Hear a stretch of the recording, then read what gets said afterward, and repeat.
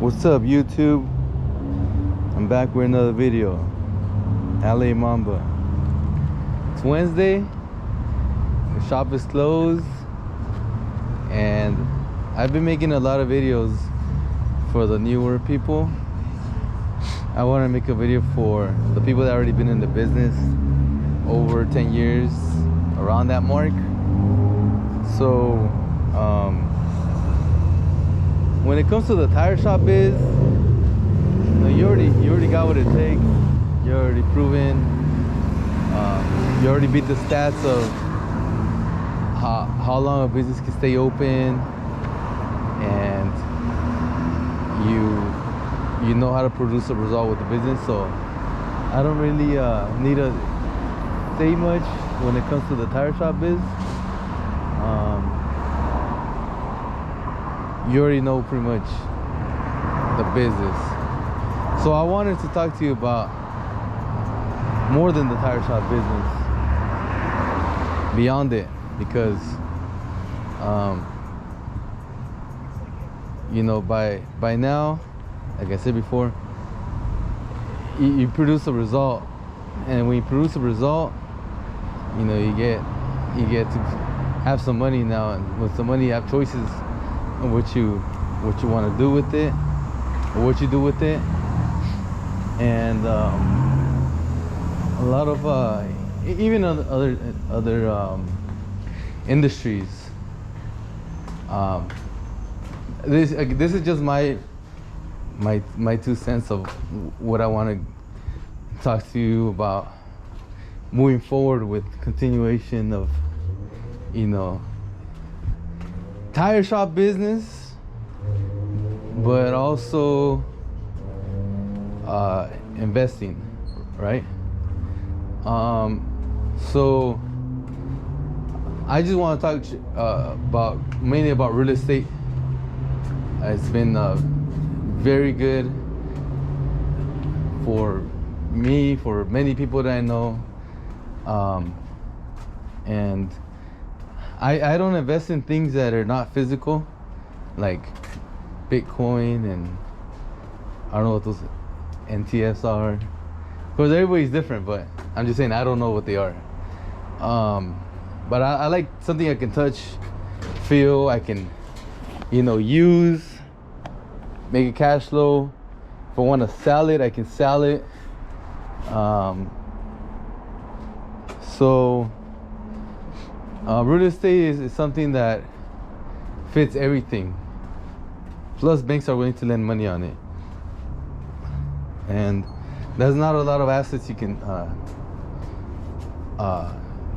have banks lend you money on. You go to your banker and ask, "Can I borrow some money to buy some stocks?" They're probably not gonna say yes. So few deals that I want to talk about. I want to talk about 2 deals. So I don't want to go through the whole journey, but you know,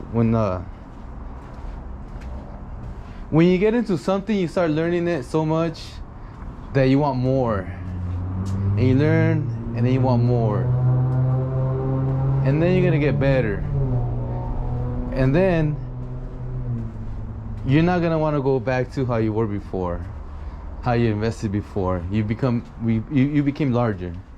Let's just say, with more money. Let's just say you become wiser. When it's like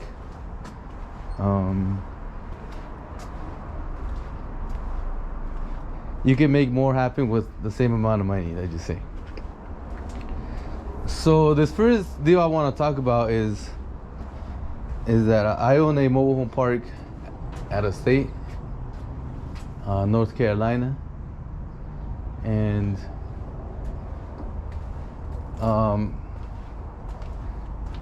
to get to that point, I'm gonna backtrack a little bit. I was very interested in getting a bigger return because by then I already had a few properties and I wanted a bigger return on my next deal. So then, make a long story short, I found mobile home park investing, right? So then I was looking at deals and I said, hey, wait, like I need to know more, because I'm looking at this, I'm looking at that, and I'm out of the whole country, and I'm like, how do I know it's a good deal or not? How do I make sure I don't get screwed? So I went to school, right? A university. It was online. School I went to, well, online. It's called the Mobile Home Park University. Mobile Home University. That course, you know, you pay a few grand in total with everything, with, you know, books, CDs, and boot camp. Well, I went to boot camps, and that was probably like about 5,000 or something in total, everything. And so, but it was a ton of information. So pretty much, I stopped what I was doing, and I started to learn. I just put it on hold, right? And so I studied, and I left the tire shop at night. You know, I get home, I start reading, hearing the tapes, and just studying, right? And learning. And so, you know, to buy a mobile home park is very complicated. Is on the advanced side. Everybody can do it, but you just gotta take the time to learn. It's a huge subject. It's just very huge. Real estate is very huge in general, but like this asset class, you need to pay attention to a lot of things, or you will completely lose your money. Pretty much, you will, you know, with that. So anyway, so the whole time I'm studying, my fuel was just, I had a bigger desire to get a park, right? And so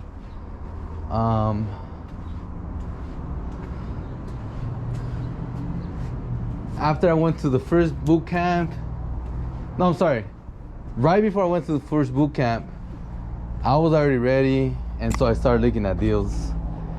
And then I want to make the whole story short, man. Like, it's kind of hard, but like I'm just trying to do it. So I found the deal. I liked it a lot. It fit everything in my criteria. And then I could have had it financed by the seller, you know, seller financing. He was very willing to, and he actually wanted me to do seller financing. But at this point, with my other deals that I have already, I just, if possible, like so with real estate in general, I love low to no leverage, right? Which means low to no financing, which I owe the bank or owe somebody. So I'd much rather share the deal and not owe anybody than owe a lot or whatever. It's not that I owe a lot, but let's just say. Anyway, so on this deal, I hit up one of my buddies that I have. He also owns another tire shop. And I said, look, this mobile home park, man, we should buy it cash, right? You know, we go halves. He's like, all right, cool, well, I'm down. He didn't know nothing about mobile home parks. He just wanted to get his first property, pretty much, right? And so, all right, cool. So then we go to the escrow, tell her we're gonna pay cash. We go through the whole thing. We get it. Learn a whole bunch from it. But this is a small deal, right? This is a 6-unit, and it came with the homes. So it came with 3 tenants. 2 were not paying, 1 was. So right away I began the eviction process on the 2, and started cleaning up the park. Evicted them, park clean. The 1 tenant moved out, and then by then I already started marketing the place. what we did, we put flyers on the poster, pictures of the park, and just phone numbers, because I like a visual thing. Started getting a lot of calls. I got my first guy to buy the first house, and then he stayed there for a while by himself. He was watching the park. He would clean it, all the grass. And by then we're marketing for the other houses, and we sold the second one, then we sold the third, then we sold the fourth. So during the whole time I skipped a little piece.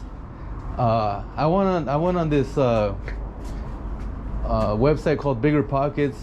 You know, you meet other investors. If you need help with something, you can connect to other people there, other investors in the area. So I connected with somebody that was from that one city, and a lot of these people that are buying these houses, they don't know how to do email stuff. I mean, you know, these people, they don't make much money. They're not that educated with like writing and stuff like that. Phone, even like banking stuff, they're not educated with that kind of. They have a lot of trouble with it. So I had the guy go meet with the people that wanted to buy the house. We did the bill of sale in the house. We did the space lease, which is the lot rent lease, and then the tenant or the home buyer would pay us the money directly, so they would shoot me the wire. So then, or deposit.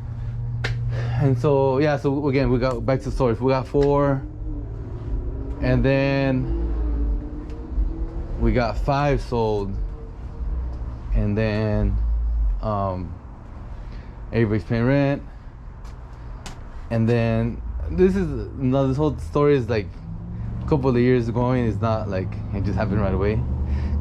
So then one of the remember I said it was 6, but the 6th one was a really bad, like, messed up house. It was really messed up. So then one of the tenants said, "Hey, what are you gonna do with that old house?" I'm like, I don't know, try to sell it. She's like, "Well, my family's interested in it."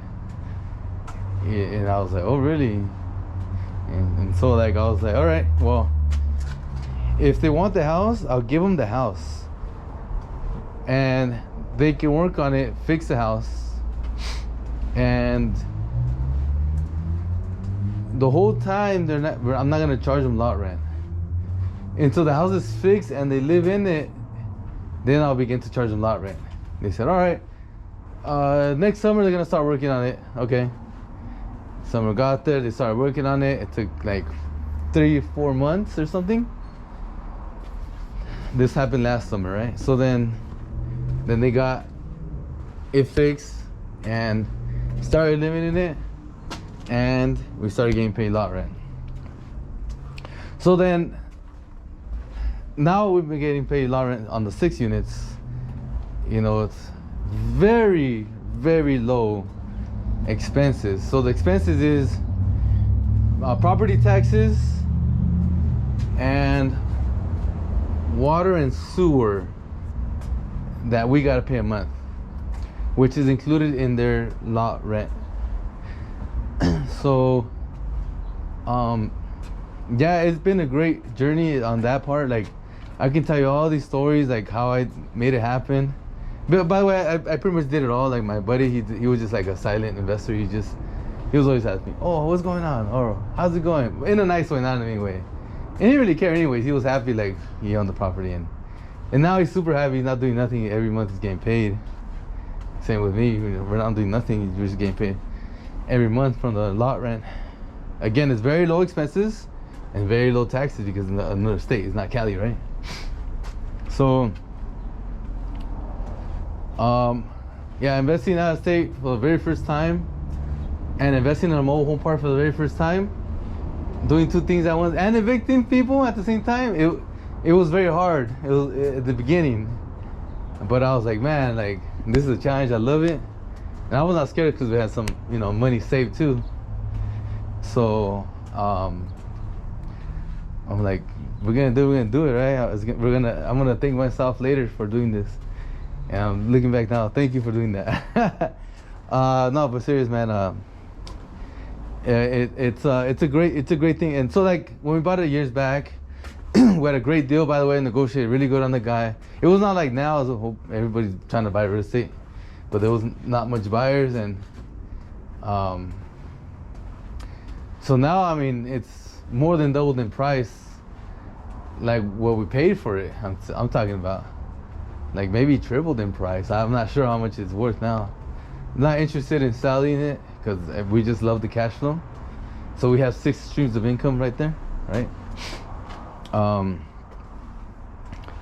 But yeah, investing in real estate, it's a beautiful thing. I love it. I learned so much. I needed to learn a lot more before going into that deal, by the way. And you know, moving forward from that year is like I've learned even much more with again, real estate and investing in different ways and doing it differently. So moving forward, I got more deals done, and want to talk about property. The next example I wanted to use is I found a deal in my hometown where I live. So I'll explain to you how I found this. So pretty much, I have a buddy that's a realtor. You know, his job is to talk directly to sellers, and he found this deal because he knew the guy. The guy liked him a lot. Older guy, and he has a few properties, and he wanted to sell this one. Just start off. Pretty sure he wants to sell all of them, but it doesn't matter. The story goes, he wants to sell this property, and he trusted my friend a lot, which is this realtor, and he's like, hey, I'm interested in selling this property. I do not want to deal with the city. I hate the city. So if you can find me someone that'll just buy it real fast off my hands, I'm willing to lower the price. Give him a good deal. So then my buddy, he knows other people, right? I'm not the only guy he knows that invests in real estate. So then we're talking, and he says, hey, I got this off-market deal. And then he shared me the numbers, and I'm like, wow, I want this. And then he offered it to one other person before he offered it to me. And then he knows another person also that wanted to buy it. So pretty much there's 3 people that are interested in this property. And then so he's the one that chooses it, and he has this off-market deal. So what he does is he does his assignment fee. He says, okay, I have this deal.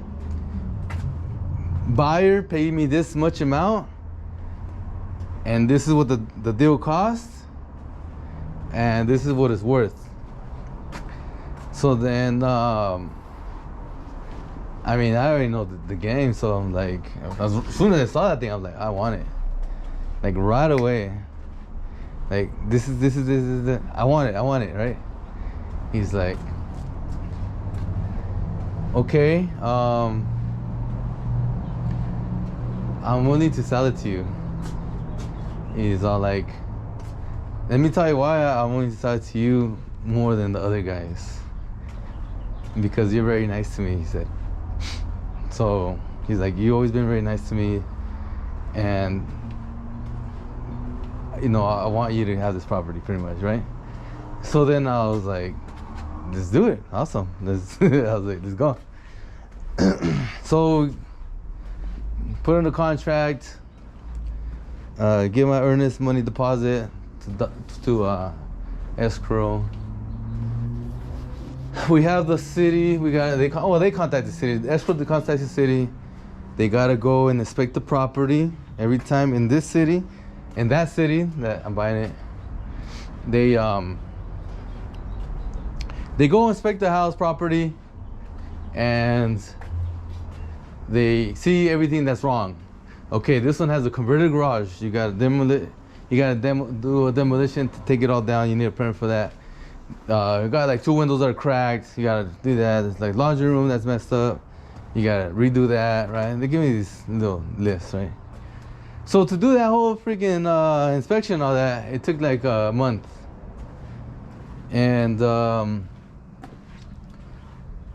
it was a good learning experience when it comes to dealing with that city. But at least moving forward, we have this list from the city, everything that's wrong with the property and what they expect to see changed. So by getting this deal on the contract, what's so valuable about this deal in general is that if you don't understand the real estate market and how it works, I'll explain to you a little bit. Right now, it's very, very shortage of properties that are selling, and there's a whole bunch of buyers. Even though it's slowed down, there's still a lot of buyers, very qualified people that have a lot of money, and there's still a very short amount of product out there in the marketplace. So what makes this deal very, very good is that it's worth like a good amount of you as a seller, you can choose. It has a lot of power, so you can choose who you want to sell it to. For whatever reason, you get to choose. Like, okay, you have like, let's say like 5 offers, let's just say, and this one's for this and this. But you see they're financing. Okay, this one's gonna go FHA. This one's gonna be all cash at this price. This is gonna be Fannie Mae financing. This is conventional financing, but this percentage that much down. That one. So this property is valued a lot more than what I'm buying it for.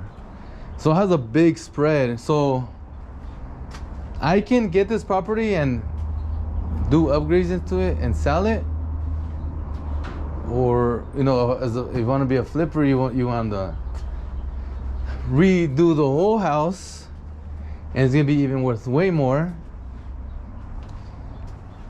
Or you can just do what I'm doing. If you got a big spread just to begin with, and it's been going up even more during escrow time, that was awesome. Being worth more while you're in escrow. That's how crazy the market is. You have a good enough spread to do nothing with the property and just sell it and make a good profit. So that's what I'm doing with that one. I'm just gonna list it right away the same day when I get it, and just pick my buyer that I want to sell to, and just let it go. Pay taxes on my gains, and we'll see where we're at after that. So most of my money is coming from my previous deal that I did before. Using this deal will be growing me more to my next goal, which is again, I can maybe find another deal very similar, hopefully. But if I can't, you have options of buying commercial units. I like nearby cities that are about over an hour away, some 2 hours away from here where I'm at, that I can still self-manage and again just collect rents. But hopefully I can do it again on the next deal. But it all started very small with the tire shop business, and saw value in real estate investing. I started investing in property, and it just grew, and more cash flow and more units, especially in Cali. I mean, I don't know about other, I mean, I do know about other states, but this goes for everywhere. But especially in Cali, well, there's a lot of like, you know, a ton of people in this one area, and there's a lot of people that make good money, like good paying jobs, and they have enough money to pay rent and live life, right? So you put like any price, I'll put any price on my rentals and they'll pay it. They'll pay.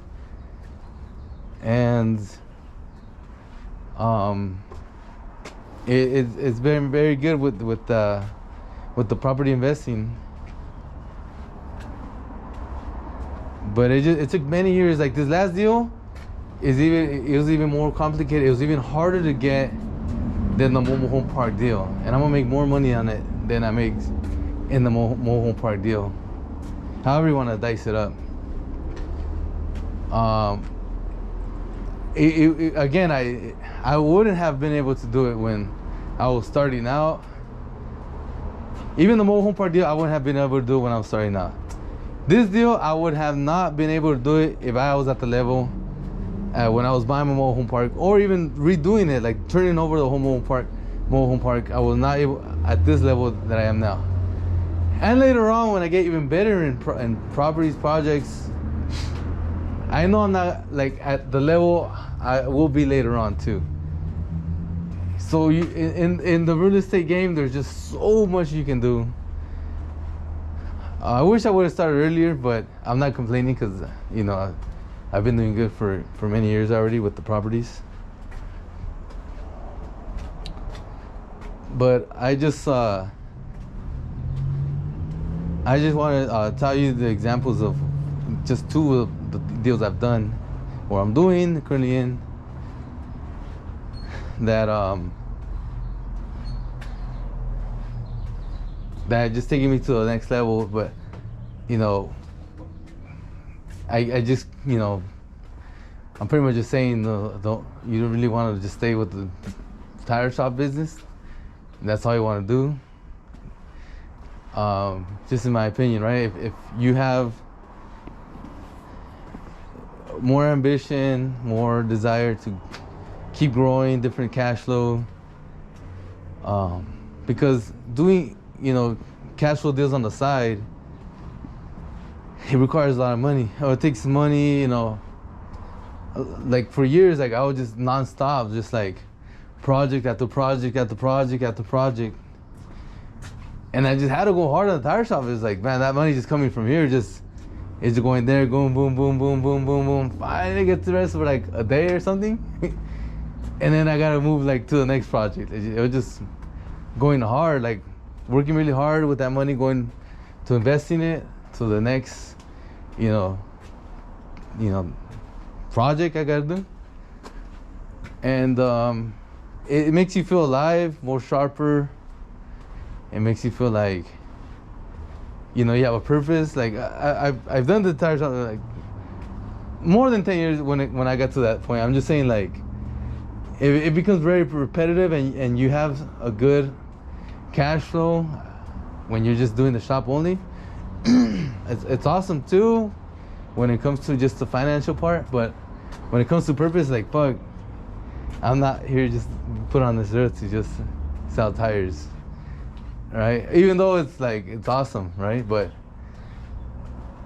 people see you and you're like, okay, it doesn't matter what they see, but I see myself also, like, you know, it's awesome business. But it's a lot more awesome. You fucking have cash flow here and there, every single month, just getting hit, right, with the cash flow. If you're gonna like sell a property product that you have and get that money to buy something else even better, and you still gotta come up with more money, you know, you gotta choke and grow, then that's what you gotta do to move forward to the next the next step in your life. Just, you know, you gotta be broke for a while, but once you're there, it's, man, you can thank yourself so much. Like, man, like I did it, you know, like I had no mentor going into the real estate game. I have nobody to talk to about that. It's just like, I can talk to my dad. He has a few properties, but he had no cash flow when it comes to the properties.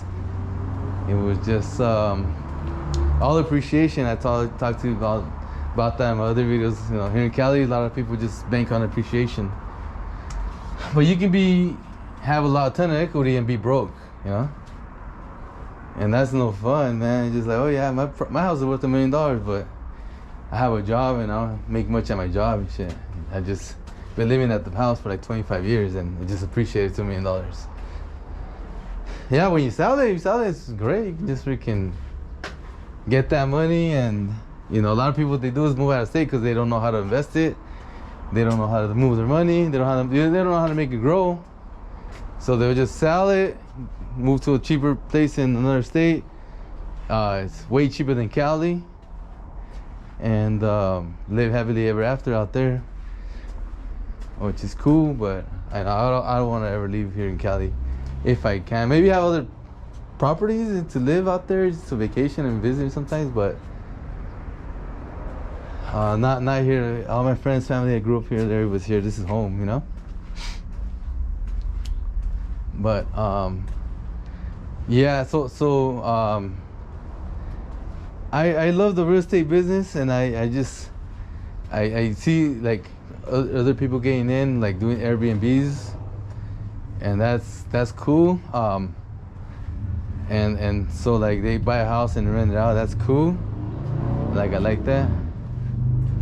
But others I see that, you know, they buy a house and they live in it, and that's, you know, that's, yeah, you buy a property, but you have all your money in the equity, and just like, you know, when I buy something, I want to buy something to make a cash flow, and I make money from the thing every month. I'm not gonna buy it and put money in this thing every month, you know.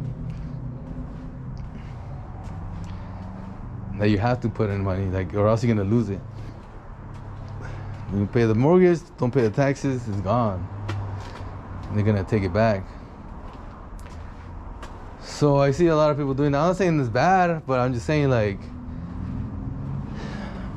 there's other things that you can also do, right? If you bought a house, a lot of your money's gonna work at tire shops, you make that money to pay the mortgage, and that's pretty much where you're gonna be stuck on. But you know, if you have choice of not owning that thing or not buying in the first place, then you invest in something else and just watch it grow. Time passes by. I mean, I just felt like I just started real estate not that long ago, doing some transactions, and it's already been years. I'm like, man, time freaking flew, and looking back, it's like, man, I've done a lot of shit.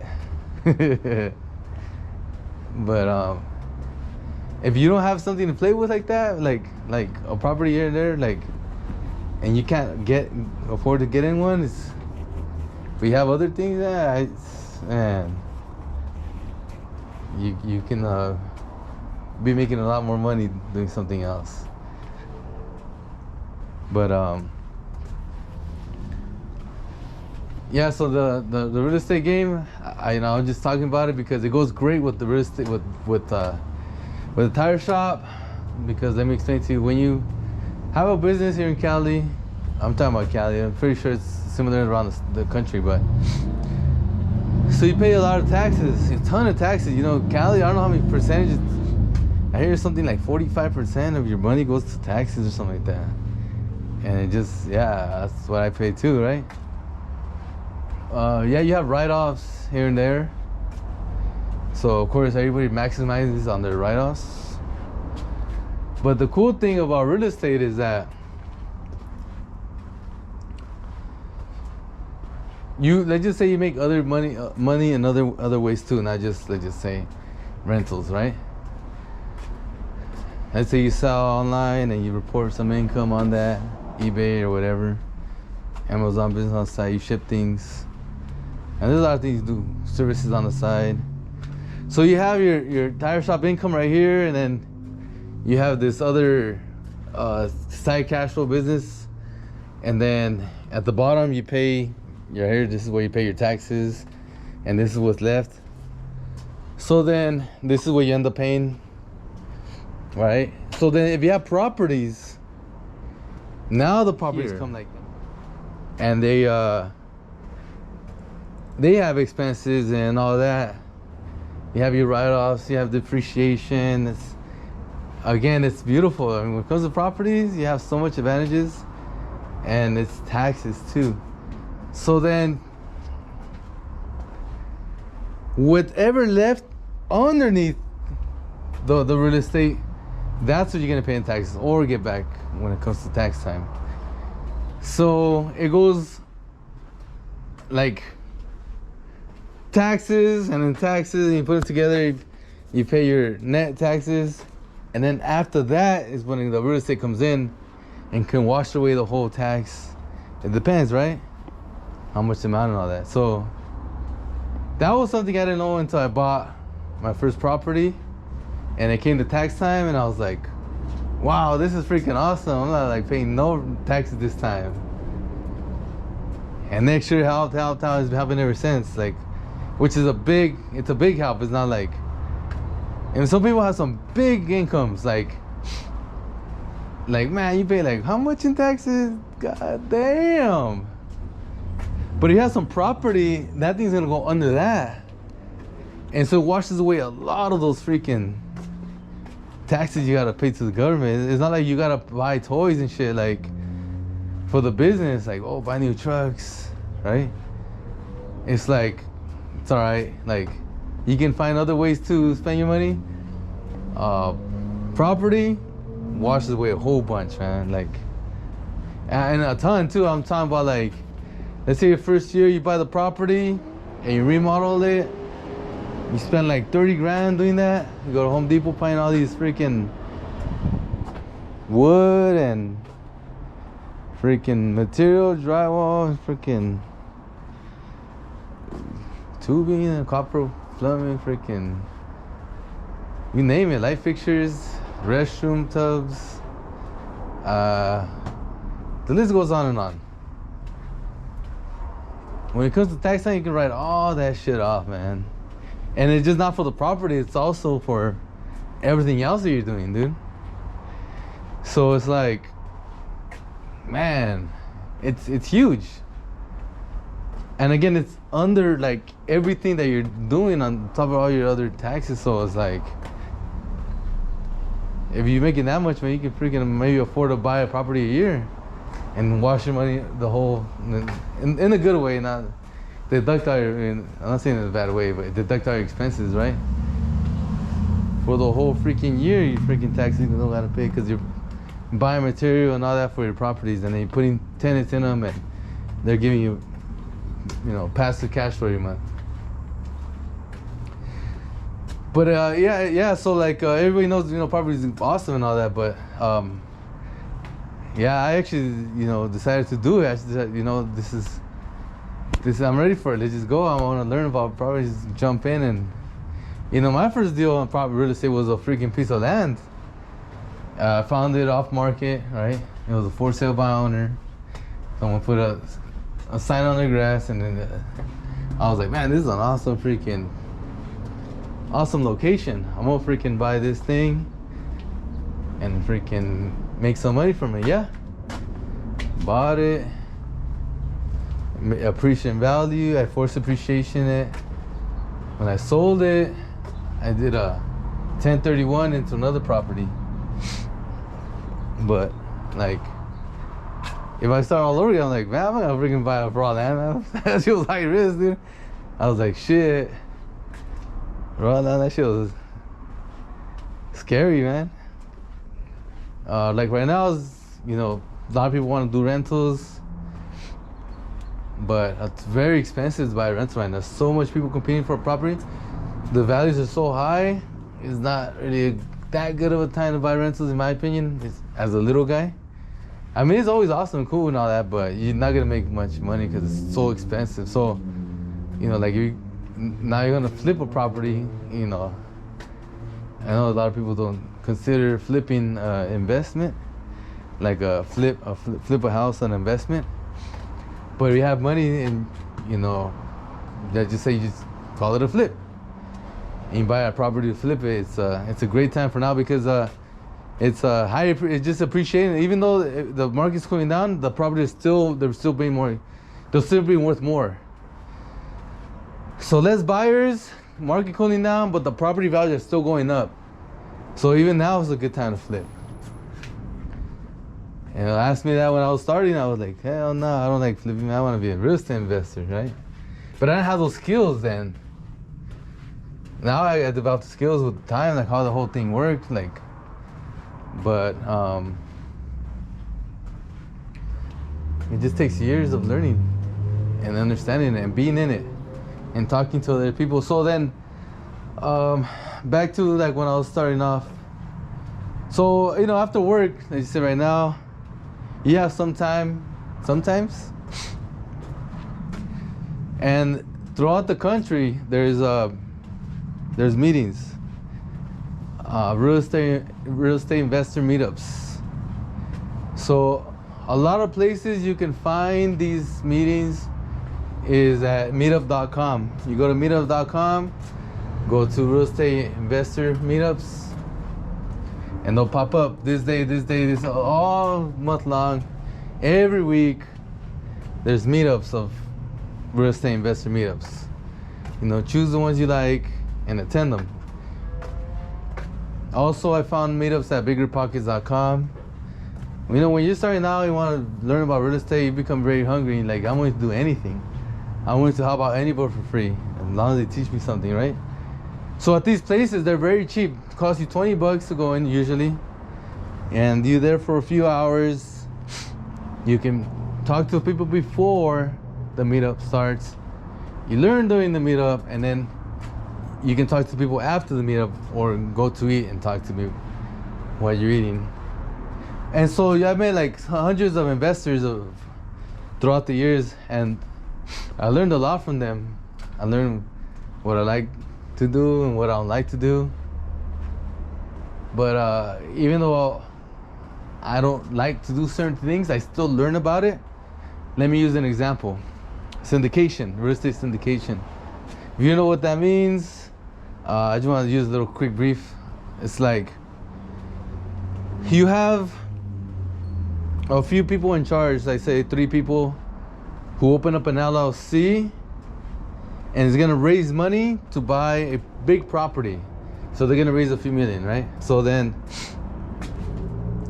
these syndicators, they market and they meet a whole bunch of people across the country. They get their money in. It's usually 30% down payment, 35% down payment. And they get a big loan of 65% or 70% loan. And they buy the property, and usually a 10-year deal, 8-year deal, 7-year, or whatever, 9, that they have their money in. It's gonna be stuck there for that long. During the whole time, the syndicators, they have a management company. They have a manager that's managing the management company of raising the rents, of fixing up the units, getting more people in the property. So then years go by, it appreciates a lot. Again, it's $1 million properties. So it appreciates millions, and then they sell it, and then everybody gets their piece of the pie. However much you invested in the deal. Syndicators, they get their piece of the pie. They do the work. And people investing are investing passively. So you can also invest passively in these deals. You get like a 8% return or something like that. It depends what they want to offer, right? So the cash flow goes to the investors, and the investors get paid by fees, and at the end, the big piece of the pie, when they sell. So I'm not really interested in that now, but I go to a meeting every month regarding this subject. The people who give these meetings are very smart people. They they gotta know markets, like on the big side, like, cause they're gonna have a lot of tenants, like hundreds of tenants. So they gotta understand, like, okay, the nearby jobs, what they do, how much they get paid, you know, the market. So like, what jobs are coming in, what jobs are there, what jobs are leaving. I mean, it goes, are people moving in, or what rate, what pace are people moving in, where are they coming from? It goes on and on. So I don't go there to learn really about like syndication because I want to learn how to do this. Again, maybe who knows, later on I might be doing that, but like, I'm going there because I want to learn about like everything when it comes to real estate, like every little thing. Just continue to learn. I learned so much already in this year, but I'm gonna continue to learn on things I don't know these subjects on. And every time I go, I learn so much. I talk to these syndicators. They know me, I know them, and these people come from across the country. So these guys are like, you know, Texas, freaking, where Alabama and Florida, and I mean, usually from other states. There's a whole bunch of syndicators that live here in Cali, by the way. I know a lot of syndicators here in Cali, and most of these guys, they believe in like big stuff only. Like they don't want to deal with like little deals, little single deals here and there. But anyways, I go to learn, I have fun. You know, there's usually a bar there. Everywhere they go have these meetings, there's usually a bar there, some food, so I give them a drink, you know. Go with friends, family. I take my family, I take my friends, and we just go there, have a good time, and learn. And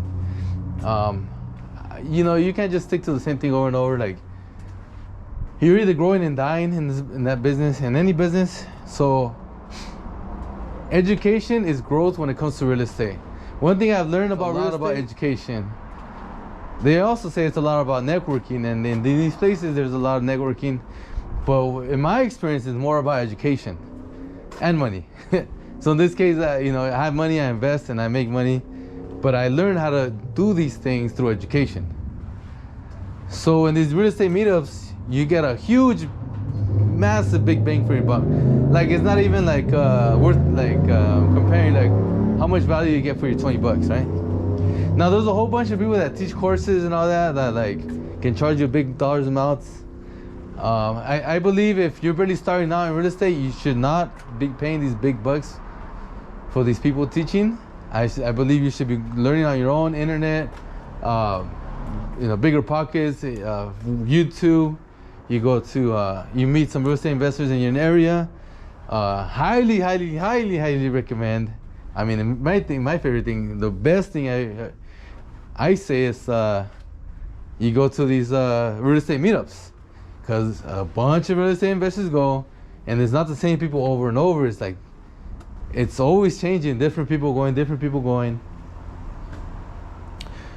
You get to talk to them, give them questions, they'll tell you what they learned, what they're doing, where they messed up at, and on and on and on. And you know, I just feel like, you know, being in this business, once you get to a level that, you know, you have some extra money that you can invest, and again, it doesn't have to be a lot, it can be a little bit, when it comes to real estate investing, because there's properties in other states that cost way less than Cali. They say in Cali you just add a zero to the end of the, so if it costs 100,000 over there, it costs $1 million over here, they say. And I find that to be pretty accurate, kind of accurate. But I love Cali and I invest here, so if I pay more for deals, then you can also make more. But anyways, I've learned that you can invest out of state with being not out of state. I haven't even seen my mobile home park. I've never seen it.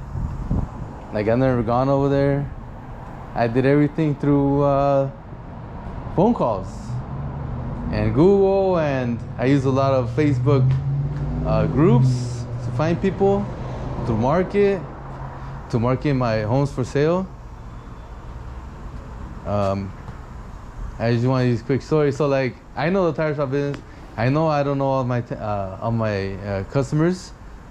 So then like, I would call tire shops over there and speak in Spanish, and I'll be like, hey, like, how you doing, man? Like, I've been to your shop before, but hey, let me ask you a question, dude. Like, do you know anybody that does electrical, right? I would just say that. And when I was trying to find an electrical guy, oh yeah, my cousin does that. Hey, let me give you his number, blah blah blah. All right, same deal. Hey, and I've been to the shop before, but I gotta ask you a question. Who do you know that does what's it called? Cutting the grass and stuff. Oh yeah, hey, my son, right? So then like, I would get these people's numbers that are like, they were like, cause in the tire shop business, people call me like that too. Hey, do you know someone that does this? Do you know someone that does that? And I'll recommend them like a good friend that does it, someone that I know that's gonna do a good job, because they've done work for me in the past or whatever. Then you know, the person that's gonna do the job is gonna be very happy that that you could recommend to them. They're gonna make money. You're gonna, you know, me is like, I want to recommend, you know, someone that, you know, that knows me, and hey, look, I send you a deal, like, hope you like it, you know. Remember me when you need some tires, right? Well, that's not really that important when it comes to that, but they're gonna give you a good guy. They're not gonna give you like some guy freaking that they don't know and all that, because everybody knows somebody and something. If they don't know, they're like, oh, I don't know, man, sorry. But somebody will be like, oh yeah, I know this guy. He does the plumbing, right? Hey, do you know anybody that does the plumbing? Yeah. So that's how I would find people, really quality people. I couldn't find them sometimes.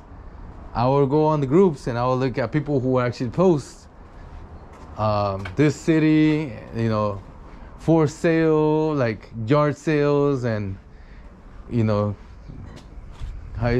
free. What they say? Trade, swap meet, and all that. Those groups, right, in the city.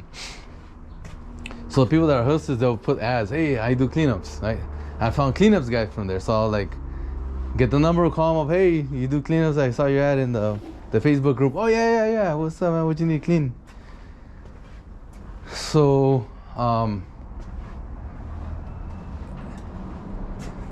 tire shop business helped me do that, because I knew you just don't know everybody. So it's like, damn, like, and that shit worked over and over. Not only that deal, but I used it for a lot of other deals too. Like nearby liquor stores that are close to the property. Hey, how's the area, right? And like, hey, how's this and how's that? In usually in Spanish, because like they just, the areas I would look at, they just haven't been Hispanic, right? But yeah, you get to learn so much things when you're in a business that you don't know much about. You just continue to learn, and you do, and then you get profitable. You make money. You know, whatever you're gonna do. In my case, I would make money every month from the rentals, and make money, and then appreciate, and then you can go ahead and sell when the market's high, right? Which a lot of people did, what I do, and you can find some great deals. You can get into deals that other people can, because you got the money and they don't, right? So then they choose you for the deal. But because you build relationships, you found that deal. So an example about the meetup, the last meetup I went to, just talking to people, you know, again, you meet people in the industry that can help you in the future. So I met some wholesalers. You never know, I might be able to get a deal from them in the future. I'm not ready now, but later on, I might be using them. You never know.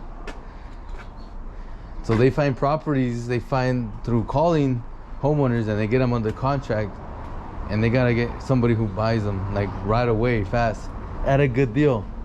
So you just gotta get them on the contract. They only care about like the assignment fee. That's all they care about. They don't care about if it's a great deal or not for them.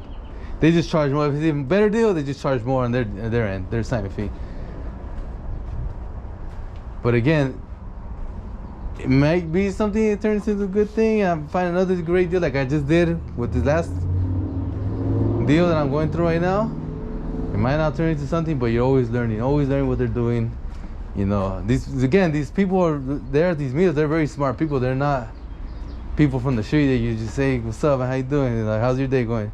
Now, these people are doing things in the business. They're actually buying properties, flipping them, renting them out, finding deals, bringing you money.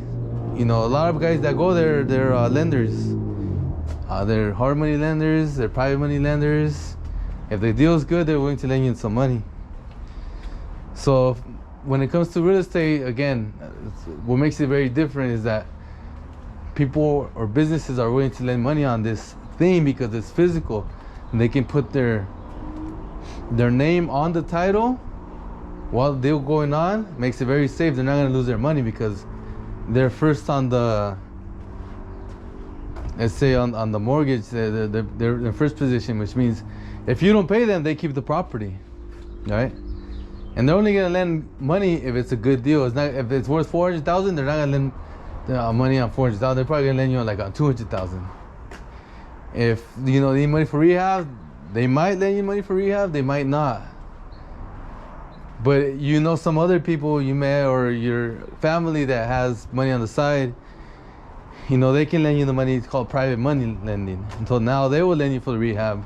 They will lend you for the. And the hard money lenders will lend you for the property to buy it, right?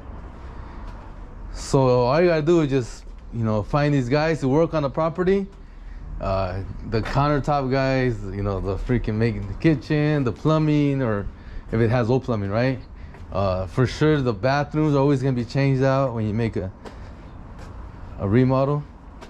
You know, you can keep the deal, you can keep the property if you refinance it because it goes up in value because you bought it at a great price. Now it's financeable. Let's say the property was a junk property. Now it's, you know, now the banks are willing to lend on it because you'll fix it all up. You can refi it and keep it in your name and just rent it out, or you can sell it, or you can turn it into a note like I did in one of my deals. I bought this place, I fixed it up. When I sold it, the buyer gave me 30% and I kept a 70% loan. So for 15 years, these people are paying me a mortgage of interest. I charge them 10% interest and principal. They're paying me every month. So again, these things I learned so much through the years. I just learned them through like talking to other people. How do I do this? What do you recommend on the percentages? How does this work? How do they do this paperwork? There's a lot of people willing to teach you how to do this paperwork for, let's say, make it a note. Or if you found a great deal, how do you put it under contract? You know, it's as a wholesaling deal. If you found it by a mom and pop that they just want to sell it, put it under contract for you to sell it to some other investor if you don't have the money and make your money on the assignment fee, right? There's just so much ways to make money on real estate. I highly recommend it. Again, that's why I always talk about it sometimes on videos. But you know, you can make the business, the tire shop business, just money for you, for your cars and all that. And then on the side, once you have some things of cash flowing, and that you grow it, you don't even take out money. You can just put in more money and put in more money throughout the years, and it grows and it grows and it grows and it grows. Now you can do other deals, and it grows more, right? And just live off the tire shop.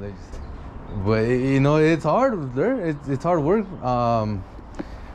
You know, staying focused, learning, reading, educating yourself on property, on real estate, how it works. There's just so much things to it. There's just, you know, how does title work? You know, how does lending work? How does commercial lending work? How does mobile home parks work?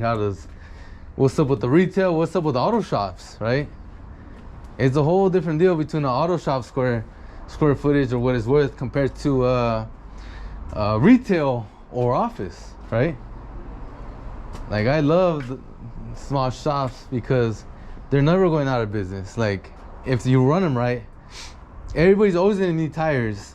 I mean, you have to have 4 tires to make a car run, and people are gonna use their car to go to work. Like that ride from using their transportation to work when they get to work, they're gonna make money to, you know, to pay for the car and the repairs. So there's always gonna be auto repair needed. Always gonna be tires. We're gonna come into a recession soon. I believe depression maybe, but more of a recession. A lot of people are gonna get hit hard. A lot of industries, I'm saying, people too, but like industries.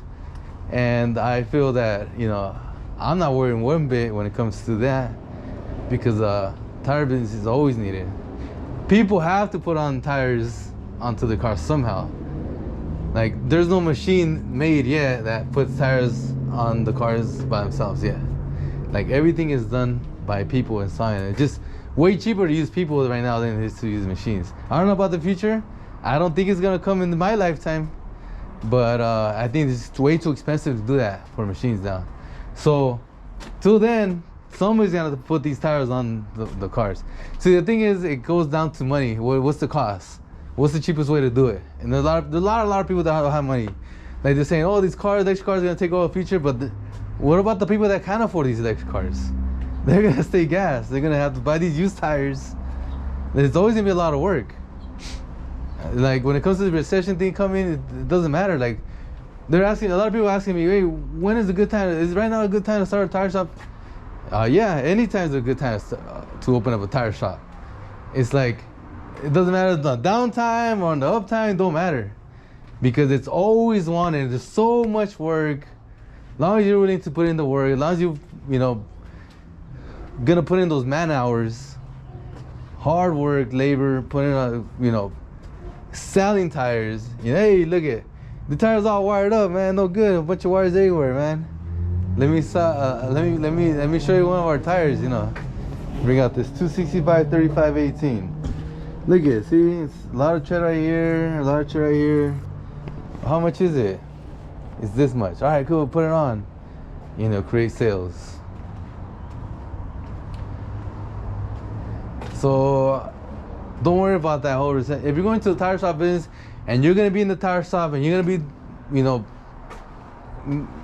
man, let me just talk about the gas real quick.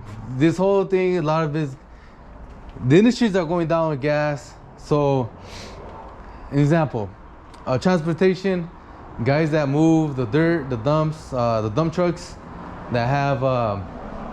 One guy I talked to, he was paying about $800 a month.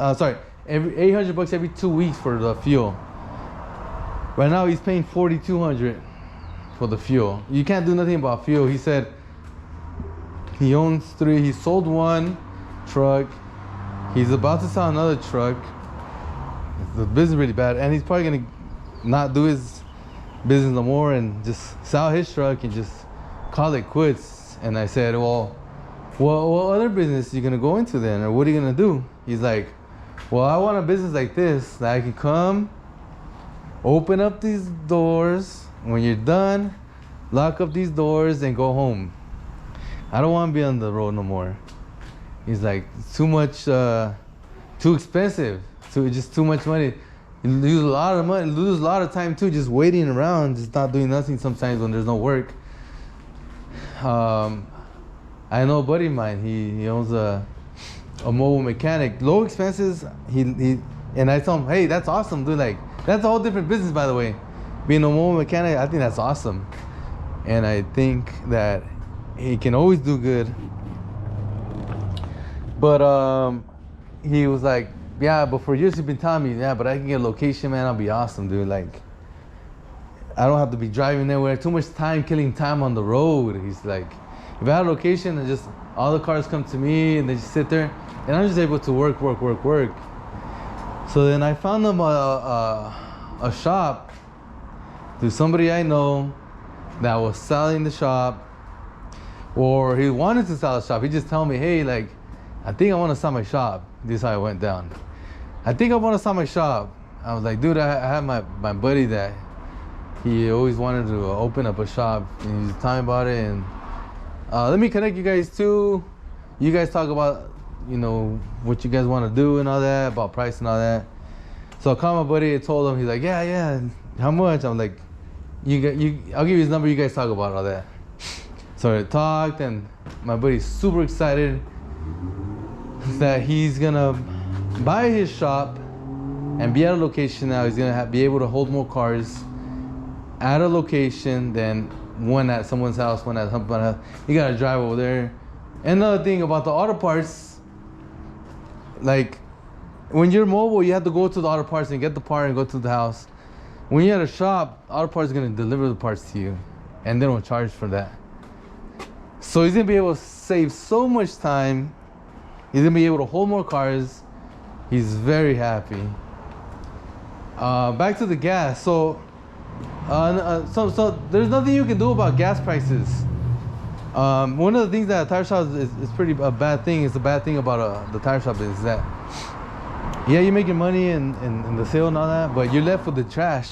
You're left with junk. And I always said, if I can find out a way to make money from this trash, these junk tires, the ones that are no good, then I'll be making a lot of money in the future. But even to this day, I still don't know what to do with these junk tires. Again, maybe I will someday, but I can't right now. Cali, you can't do much of anything here. So the only way Cali disposes of junk tires is that they make a hole, they bury them, and they put more dirt on top of them. And they put more tires, cut tires like this, and they put more dirt on them, and they become layers. And there's actually a speedway down the street where I used to go. So as a kid, that's filled with tires. We used to throw tires on there. You pretty much pay to dispose of tires. You gotta go down there. They weigh you with your truck. You go down, you unload, you come back up. They weigh your truck again, and you pay the difference in the weight. So when you go to these waste management companies, you pay off of how much tons you pay per ton. So back to the story. So then you cannot do nothing about gas, and everybody gets hit with parts. How much parts cost? Everything's gone up. Tires went up a lot. We sell less new tires now than before because the prices are expensive. Used tires, no problem. I love the used tire business. It's so recession proof. Nothing is gonna happen to that. But the new tires we get hit, and we're gonna continue to get hit throughout the years. So no, I don't want to talk about the new tires right now, but I want to say you do have something you have control of when it comes to the used tire business. When it comes to a tire shop, one thing is this: it's very expensive to throw away whole tires like this. So you're gonna have to cut them.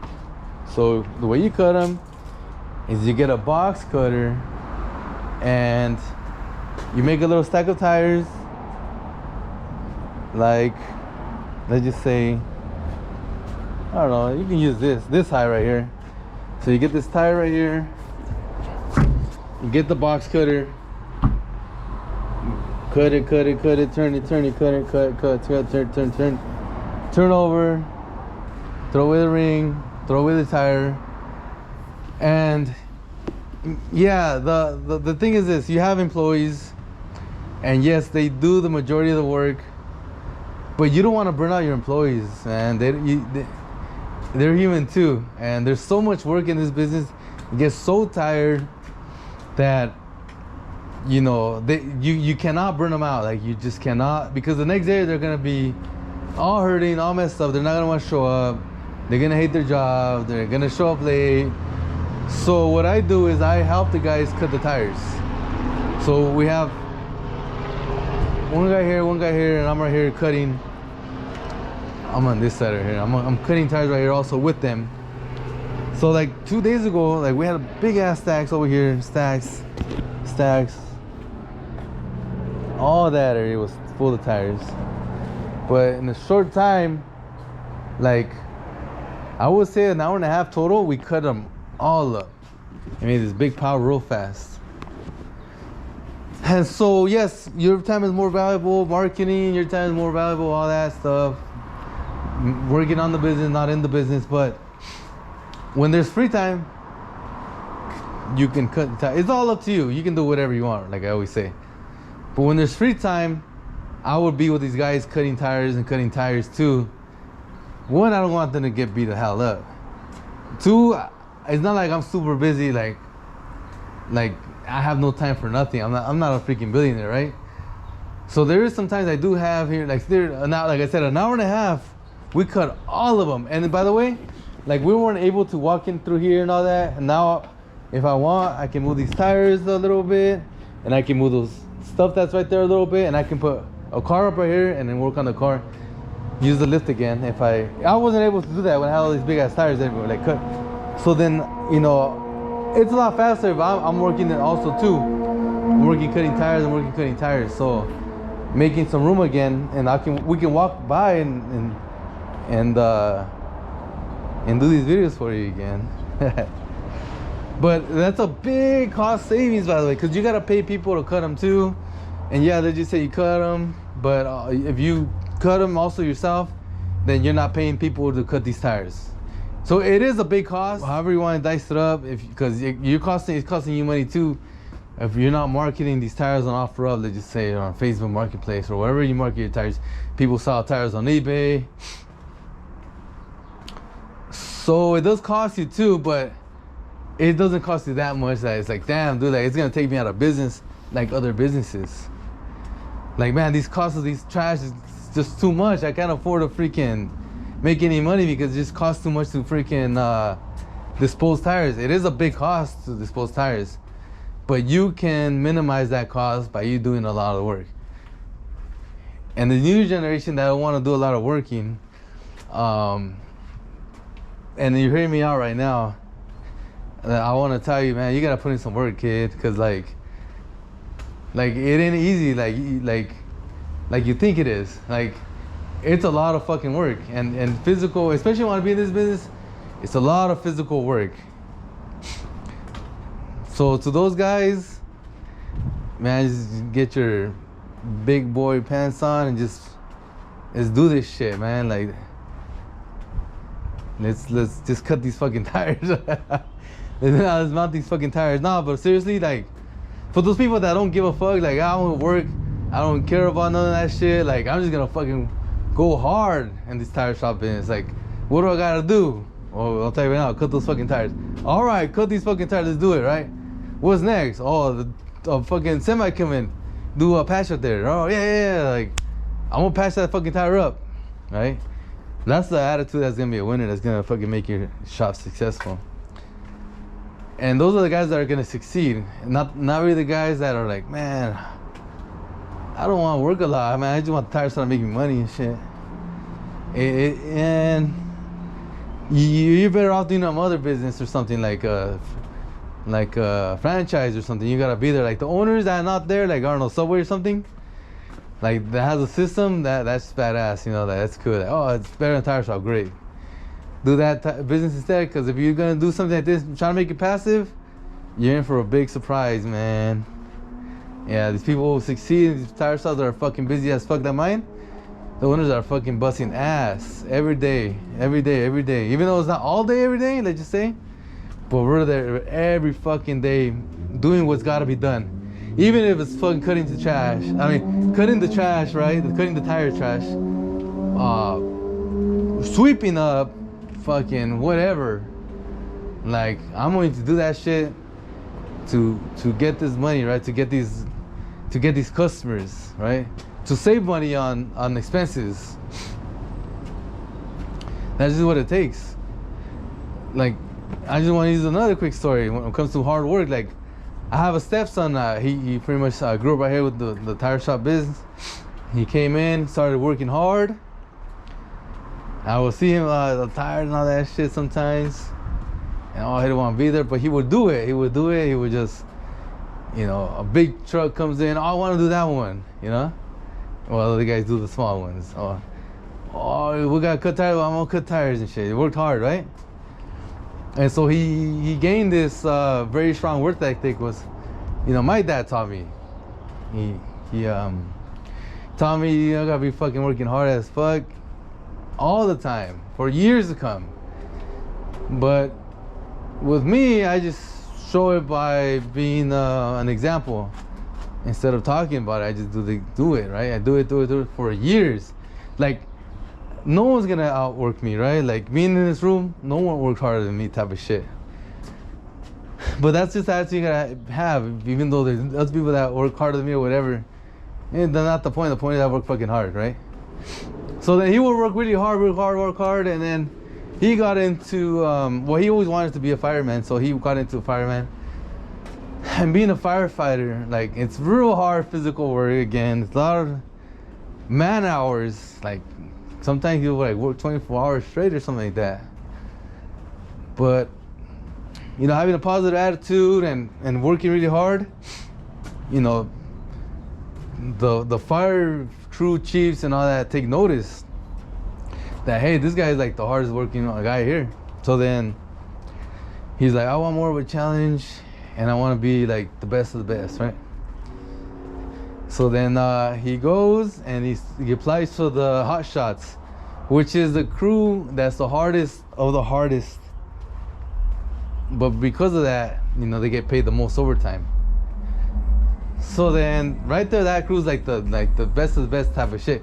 They're all young guys because they just all like has a lot of energy and they're physically fit. The older guys can't do that stuff, it's just way too hard, right?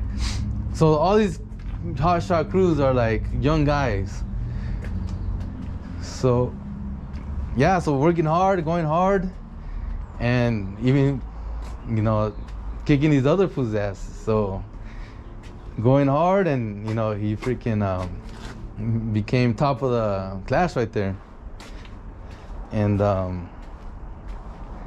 he was just like, man, the tire shop dude freaking showed me, like, you know, you just gotta work hard every day, all day, fucking going as hard as you can type of stuff. And it showed me the dedication and hard work, and it paid off over here big time.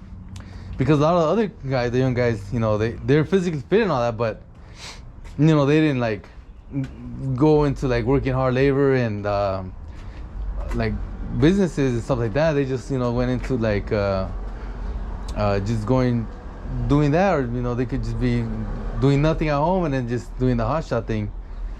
But this guy was just like, yeah, I'm gonna be the best. So he went hard and he just freaking made it top of the class. He was just like, yeah, thank you, man. And then